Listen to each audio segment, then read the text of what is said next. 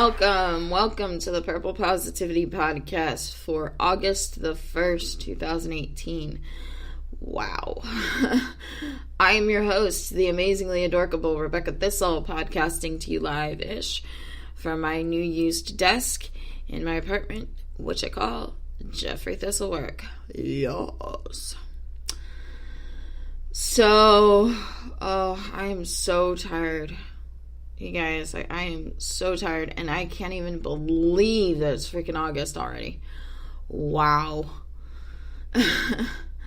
Unfreaking believable. I was so tired. I just want to go back to bed. But I gotta go to work. So, I just gonna record this show, and then get ready, and go to work. So, yes, I kind of want to, continue this, like, I don't know if you want to call it a theme or whatever. On Monday, I talked about, my son interacting with this child, Adrian, at the playground on Saturday, and how Adrian didn't think he was brave.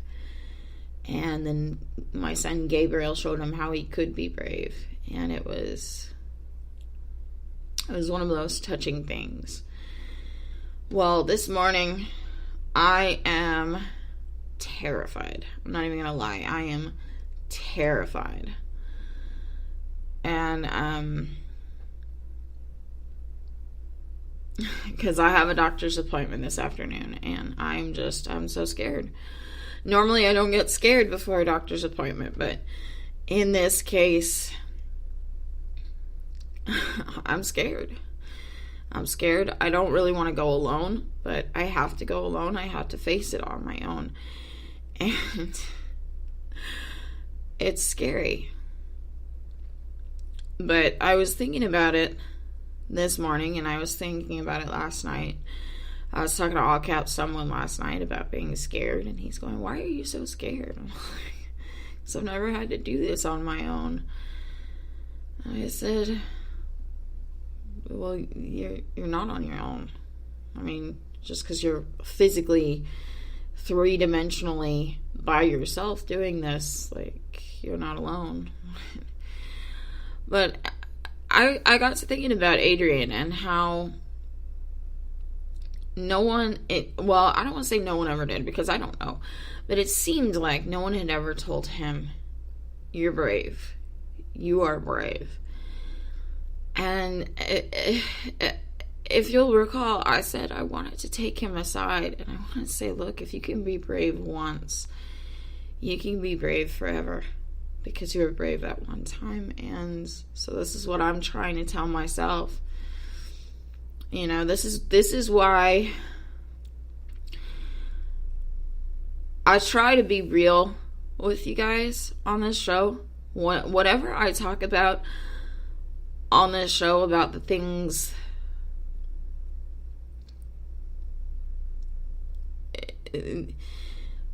that and the ideas that need to be changed in our lives to be more positive and things like that, I'm saying them just as much to myself as I am to anyone else.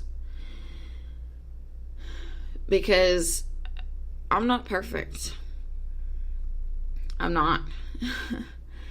I'll be the first to tell you, I'm not freaking perfect, man. I'm not. I'm scared. I worry more than I really should. I mean, positivity, to me, being positive isn't about always being happy. I think there's an idea in a lot of people's heads that that's what positivity is. It's always being happy. It's not. I've seen like little quote images online that say positivity shouldn't have to be forced. maybe, but it depends on how you define positivity, because if you define it as always being happy, then yeah, you're basically having to force yourself to be happy when you're sad. You know, you go through shitty times in life. That's just the reality of being human. And so to me, I think being positive isn't about denying the shitty times, pretending that they don't happen, pretending that they're not shitty. They're fucking shitty, you guys. You know, what I'm going through right now, it's a shitty situation. It's a terrifying situation. What my all caps someone is going through. It's a shitty situation. And I mean, we're both looking at this and going, okay, this can turn around. That's what being positive is about. It's not about saying, oh no, this is great when it's shitty. It's about saying this is shitty, but it's going to turn around.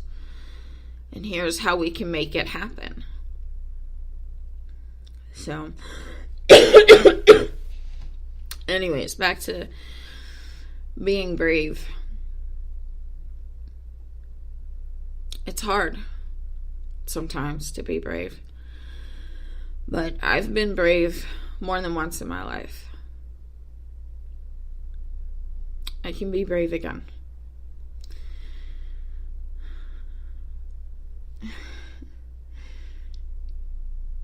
I just gotta remember when I was brave before. And even when I was being brave, I was scared out of my mind. You know, you see that all the time.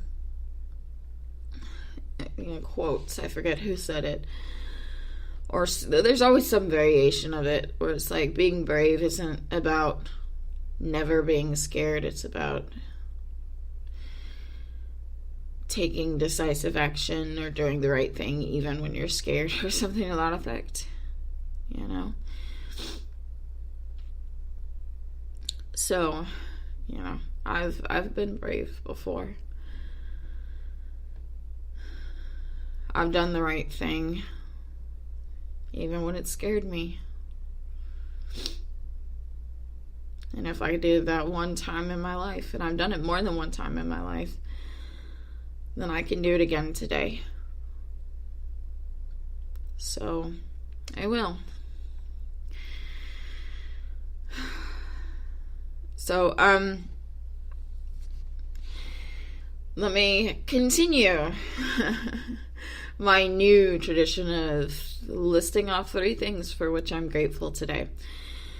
Again, this is no particular order. This is just as it comes off the top of my head. I am grateful. I'm grateful for my son. I was talking to him last night, and he's just so funny, and he's so silly, and he's so smart, and I'm so proud of that child.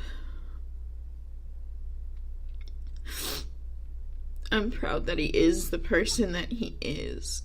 And yeah, there's a little part of me that gets resentful because people don't give me credit.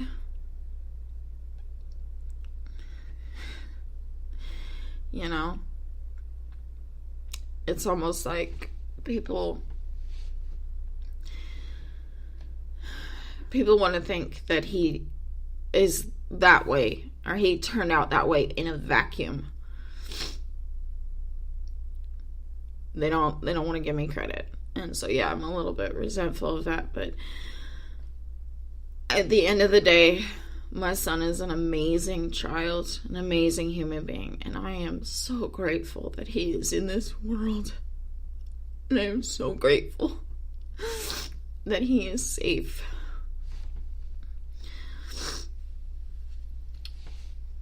Number 2, I'm grateful for all caps someone.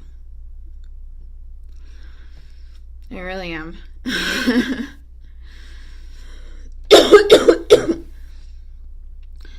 Sunday and Monday, I didn't get to talk to him at all. I always call him at noon, at the very least, and then sometimes I'll call him at 4 o'clock, or I'll call him like after I get off of FaceTime with my son. And usually I'll get to talk to him at least once a day, but I didn't get to talk to him Sunday. I didn't get to talk to him Monday night. So yesterday I said, okay, well, I'm just going to let him do his thing. He's probably got some stuff going on. I'm not going to get resentful. I'm not going to get angry. I'm just going to let it, just step back and wait for him to contact me. Because I don't like being that obsessive person that keeps calling and texting and getting no response. I don't like that.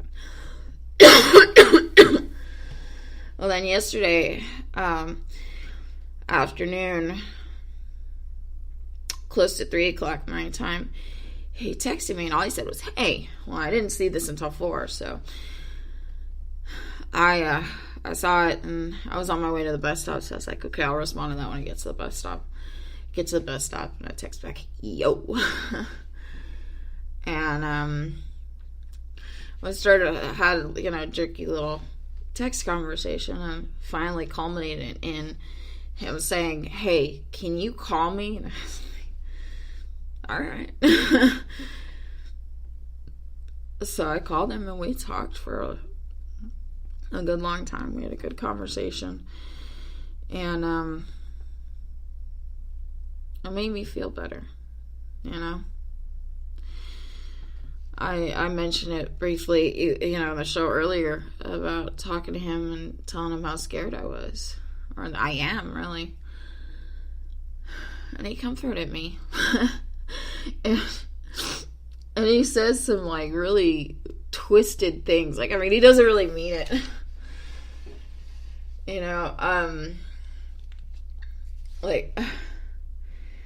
We got off the phone so that I could call my son. And so I called my son, and in the course of the conversation with my son says, Mommy, you need to get a car, and you need to go drive and get your friend, which is, all caps someone, and then you need to bring him to me so that he can help me find a Hot Wheel.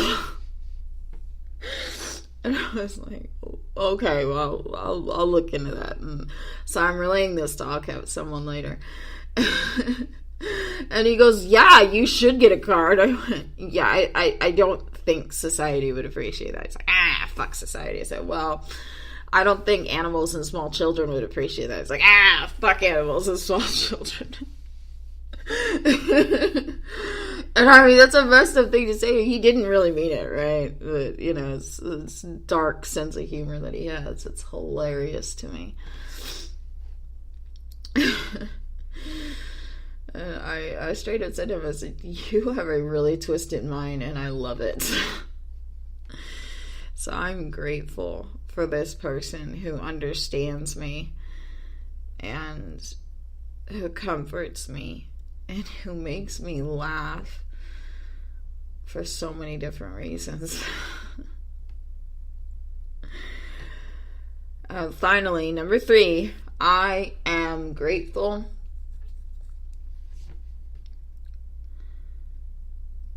for lava cakes.